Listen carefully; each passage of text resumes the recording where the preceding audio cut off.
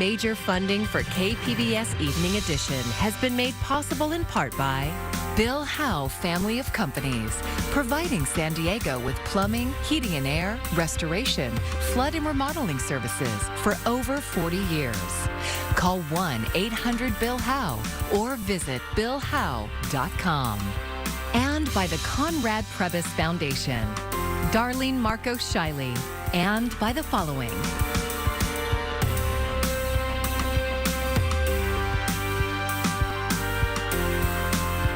And by viewers like you. Thank you. A fire to the north of us has charred more than 2,400 acres and burned at least one home. Thanks for joining us. I'm John Carroll in for Maya Trabulsi. Roughly 4,000 people were ordered to evacuate from the Highland fire in Riverside County. Earlier today, additional evacuation orders were issued for areas near the San Diego County line. With the Santa Ana winds, the fire danger remains for us in San Diego County. As KPBS reporter Alexander Wynn tells us, some local firefighters in Riverside are helping battle the flames. The Highland fire started Monday afternoon in Aguanga and quickly grew to 2,200 acres because of the Santa Ana winds. Overnight, the fire pushed northwest toward Wilson Valley, but early this morning, the fire went further south, causing evacuations near the San Diego County line. CAL FIRE Captain Brent Pasqua says right now there is no danger that the fire will jump over the San Diego County, but that is a possibility. That's why we're monitoring the fire closely, and we're also putting contingency lines in. That's when crews clear a wide path free of brush in front of the fire to prevent it from moving further. CAL FIRE San Diego also sent 7 hand crews, 9 engines, and 2 bulldozers to help fight the flames. The hand crews got there yesterday. They're putting in fire line. Our engines got there this morning, and they'll be putting in hose lays and also cutting fire line. As of this afternoon, the fire is still at 0% containment. According to the National Weather Service, the wind is a bit calmer today than yesterday, but conditions are still challenging for firefighters. They're trying to address that by putting in contingency lines, and it doesn't look like they're getting much relief this week, so contingency lines and putting hotline in is the main priority. As for San Diego County, while the fire danger isn't as great as in Riverside, Pasqua says residents should be ready to evacuate at a moment's notice. You know, make sure you have that plan. Make sure your family knows the plan. So if you are told to go early, evacuate early. And make sure you have all your important documents in your go box ready to evacuate. Alexander Nguyen, KPBS News.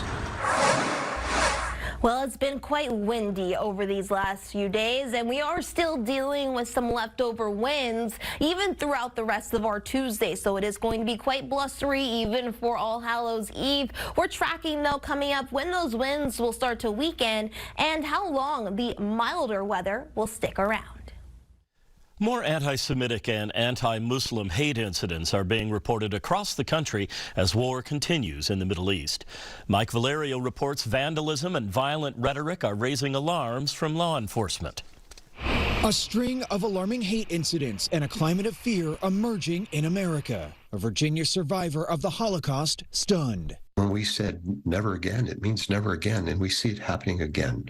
Anti-Semitic threats, vandalism, and outbursts across the U.S. are now being reported. The FBI director and Secretary of Homeland Security both described new threats to the homeland since the latest war between Hamas and Israel began. In the days and weeks since, we have responded to an increase in threats against Jewish, Muslim, and Arab American communities and institutions across our country. The nation's largest Muslim civil rights group, CARE, reports a threefold increase in complaints about anti-Muslim violence. FBI Director Chris Wray warned the tense environment could lead to attacks at home. Here in the United States, our most immediate concern is that violent extremists, individuals or small groups, will draw inspiration from the events in the Middle East to carry out attacks against Americans going about their daily lives. At Cornell University, one person is in custody after online posts encouraged people to kill Jews and attack a dining hall for Jewish students. For my family last night, we had a discussion whether it's safe for me to be on campus or whether I should come back home. New York's governor after meeting with students. Some are fearful now of attending class or eating in the kosher dining hall. And I promised them that the state of New York would do everything in its power to protect them. Concerns nationwide that vitriol may morph into unspeakable violence. Mike Valerio, KPBS News. Halloween can be a dangerous night for pedestrians, especially children. KPBS Metro reporter Andrew Bowen says the San Diego City Auditor has some thoughts on improving pedestrian safety. Walk sign is on the cross, University Avenue. An audit report in 2016 faulted San Diego leaders for not using data to prioritize safety improvements at the most dangerous intersections. A follow-up report released this month finds the city is taking a more data-driven approach, but that funding for pedestrian safety projects is still inadequate. City Auditor Andy Hanau says the city keeps a list of such projects like crosswalks or streetlights that are unfunded. There are well over 1,000 projects on that list, and in an average year, they can do about 40 of them.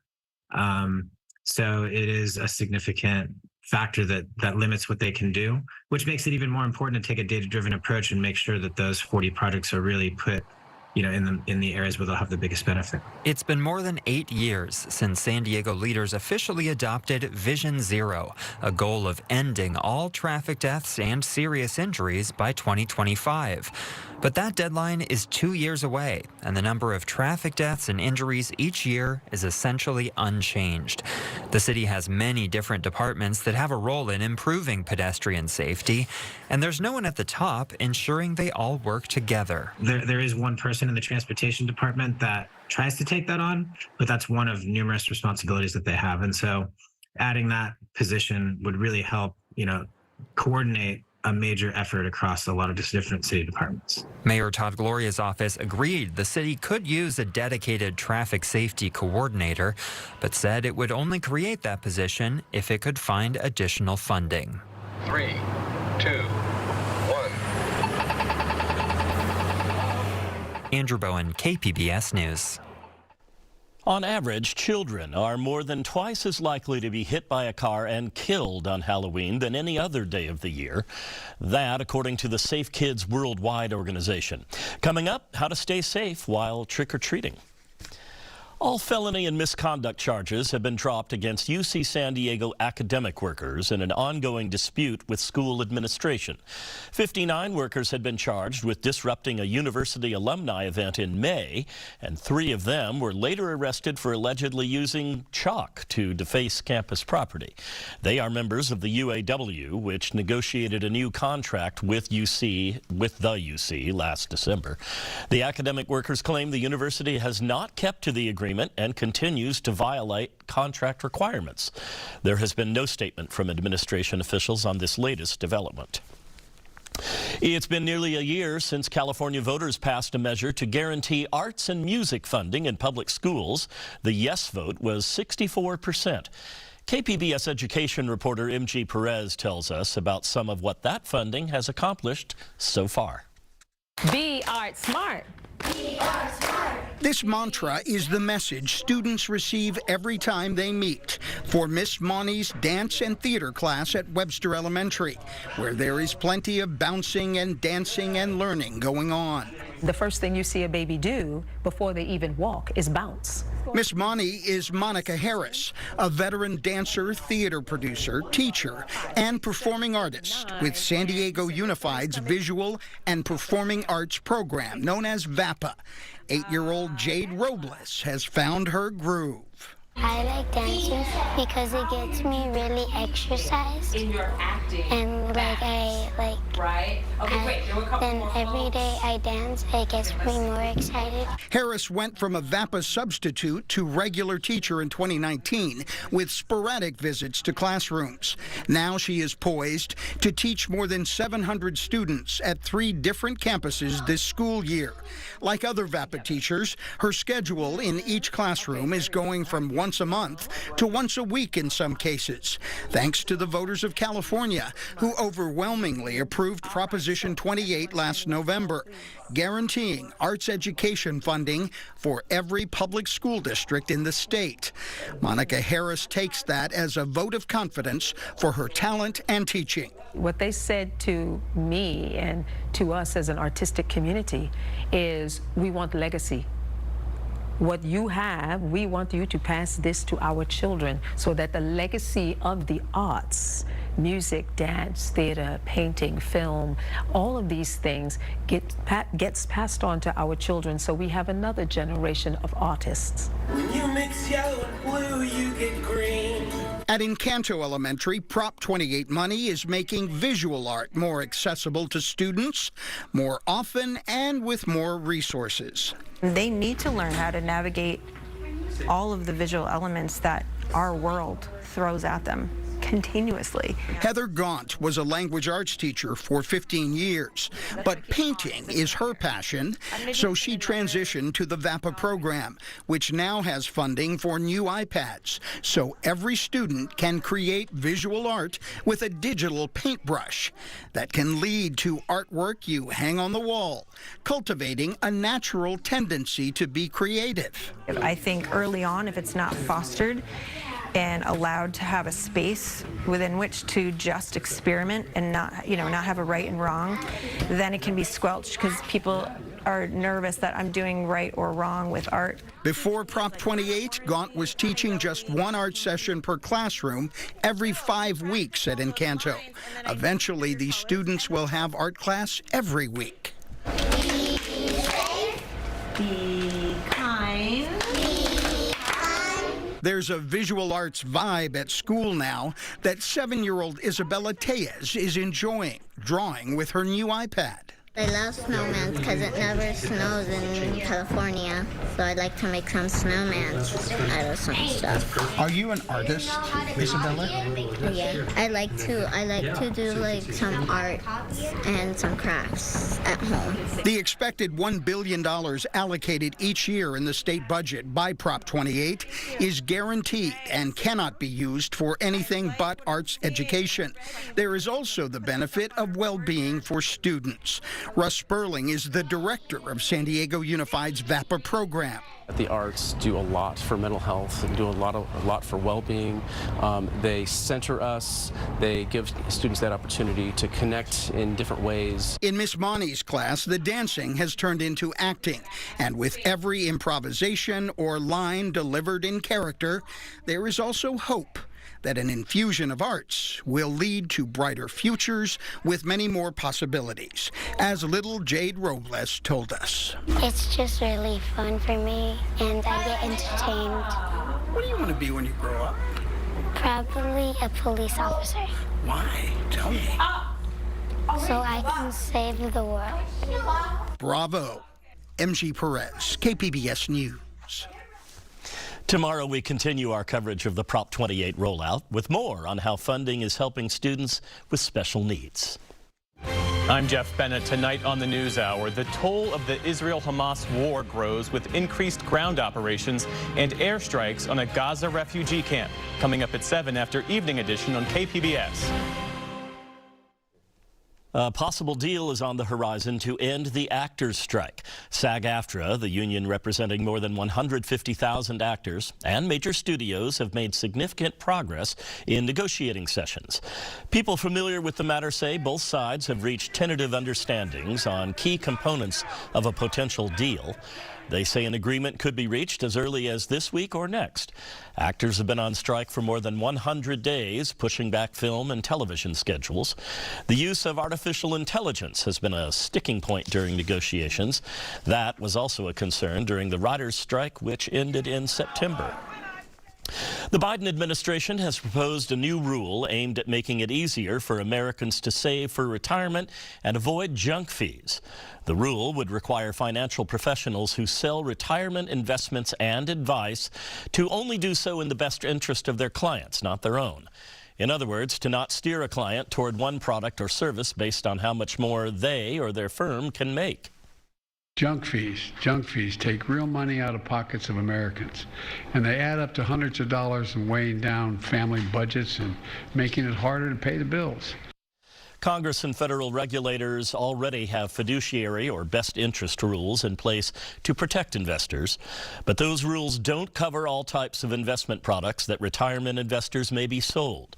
The rules also don't cover non-securities like real estate, commodities, and some types of annuities. In our ongoing series, KPBS is exploring public art around the county. Reporter Katie Hyson visited a La Hoya mural said to be the first public display of a nearly lost language.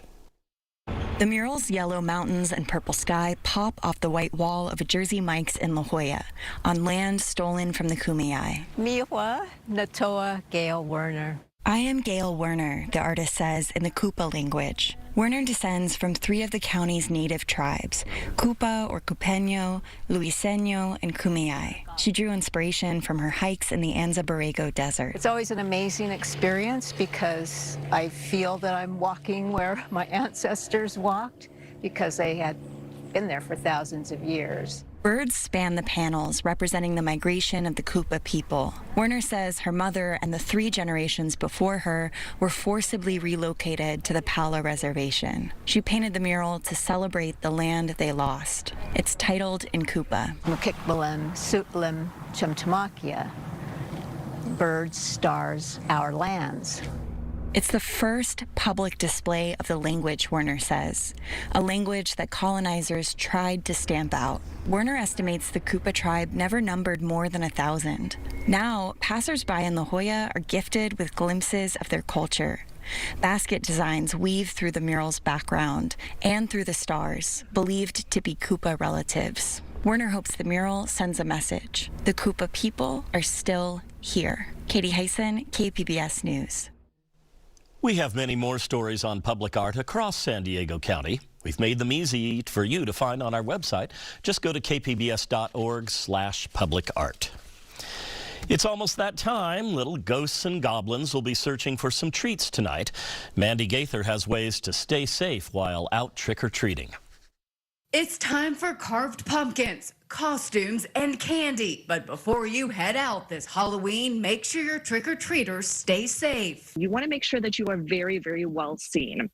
Have some sort of reflective tape both on your costume itself, but also on your outerwear. Before you go out, the American Red Cross says to also remove anything on a costume that may cause a child to trip and to be aware of fire hazards. Some of the materials that are used for costumes are actually flammable. So stay away from those really beautiful jack-o'-lanterns that so many folks will have on their properties and on their front stoops. Older kids should let parents know their trick-or-treat route, while younger children should only go to well-lit homes with an adult. If there is a porch light on, or maybe folks have a presence in the yard, in the driveway, that is your sign to know to be able to come up and visit. Walk on sidewalks, not in the street, making sure to look both ways before crossing. And those handing out candy can help children stay safe by securing pets. And of course, having people visiting with masks and unfamiliar costumes can be a little scary. So the more you can kind of prevent your pet from being in that situation,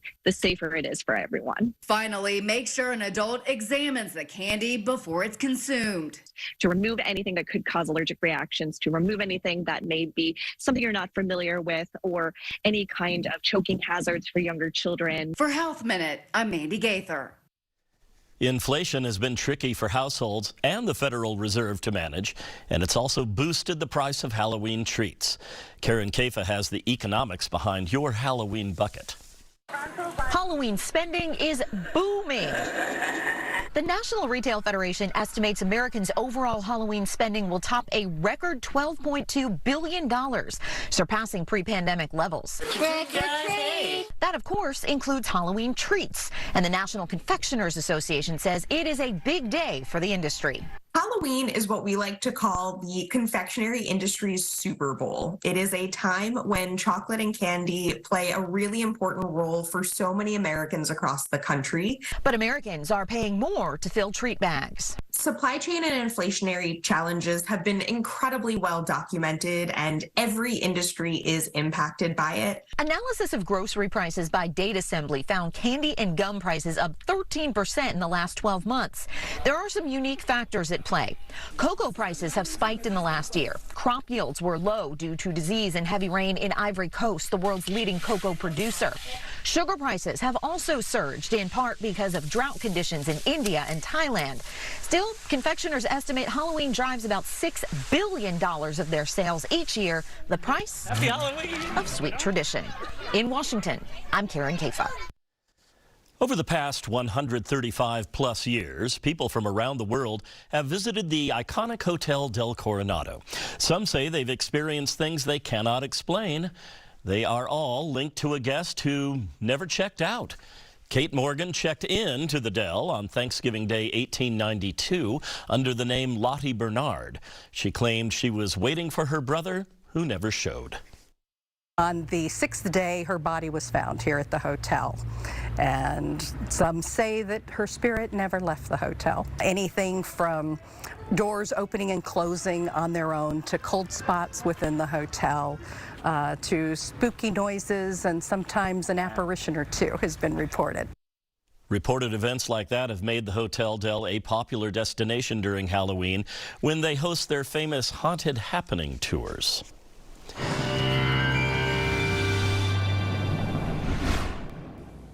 Well, let's start you off with your weather headlines, what you need to know for the upcoming week. Those winds will start to weaken, especially as we head into the day on Wednesday, and that mild weather is going to continue through the weekend. Now, it is going to be a little cooler along the coast later on this week, while it is still going to be warmer inland. We are still dealing with some wind problems, wind advisories in effect through Tuesday night across the region. Again, some areas could turn gusty at times, especially for your Halloween evening, so make sure you grab onto those witches' hats and dress appropriately. Tonight, we're dropping down to a low of 49. Partly cloudy skies. It is going to be a little cool right around San Diego. But if we look a little bit further north, well, it's even cooler. Look at Oceanside, dropping down to a low of 39.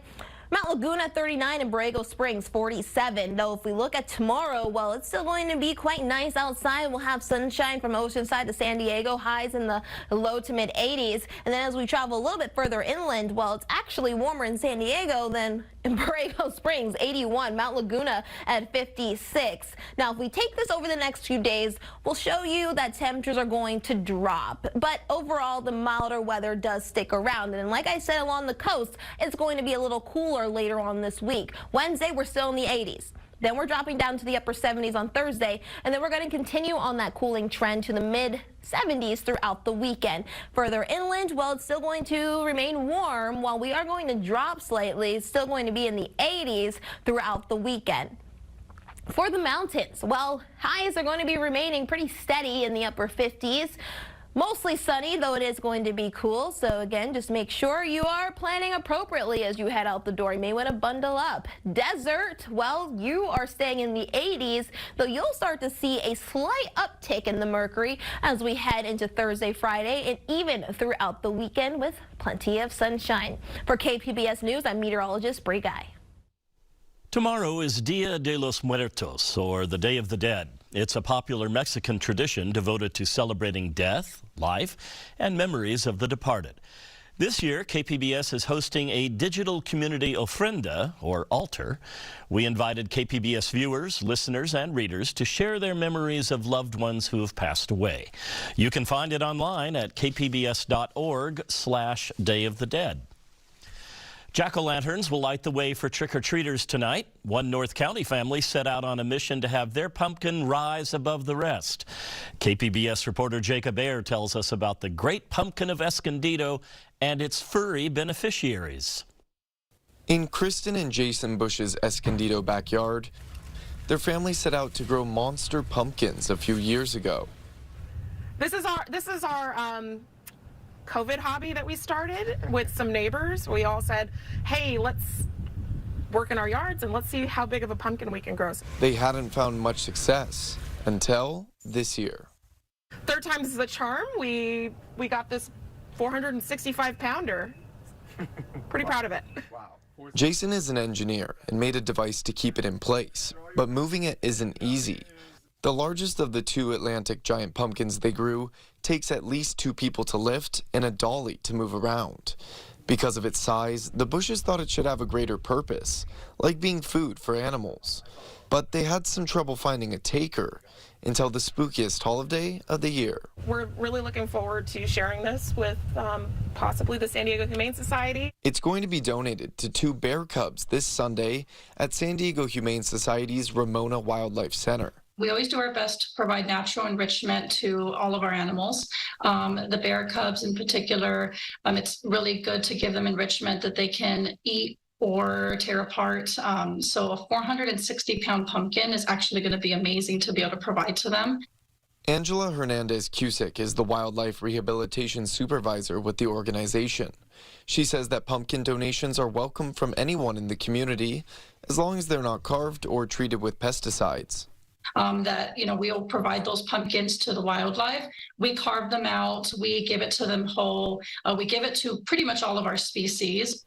Despite all the difficulty just to grow and move the supersized gourds, Bush and her family plan to do it all again next year, with even bigger goals in mind for next Halloween.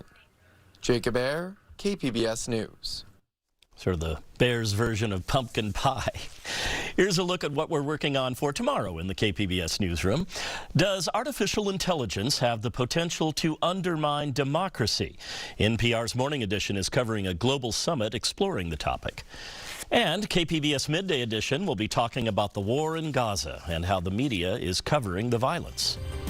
You can, of course, always find tonight's stories on our website, kpbs.org.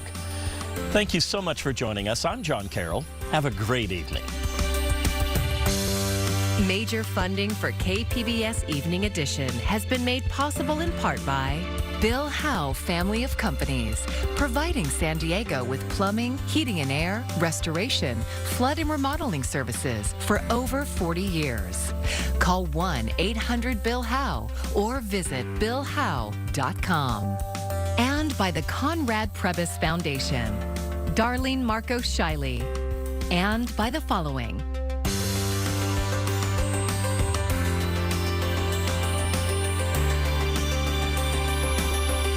And by viewers like you.